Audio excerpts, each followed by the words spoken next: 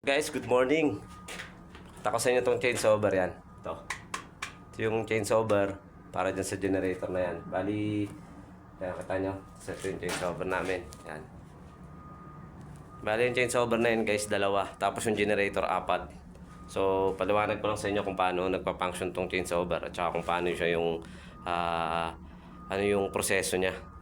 So, guys, kung makikita nyo guys, ito yan, yung nasa taas na yan, makapapansin nyo, dalawa. Ibig sabihin yan guys, dalawang generator yan. For example, ito yung line A na generator, ito yung line B.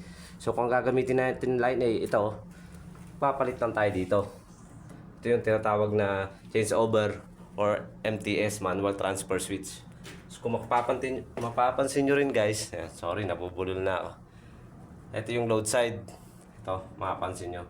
Yan, kita nyo, naka-jumper yan dyan. Ito yung load side. Ito yung papunta dun sa control panel sa crusher.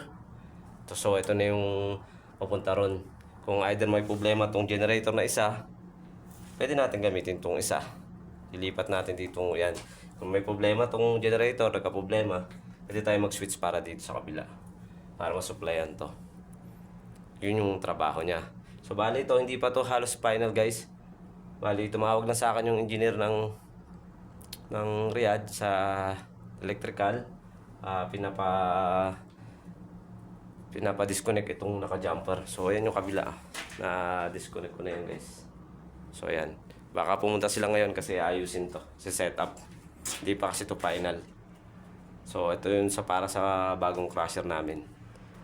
So, tanggalin ko lang muna guys. Tapusin ko lang muna to. So, yun guys. Salamat ulit sa pag-react nyo sa aking video. Nandito na lang. Salamat.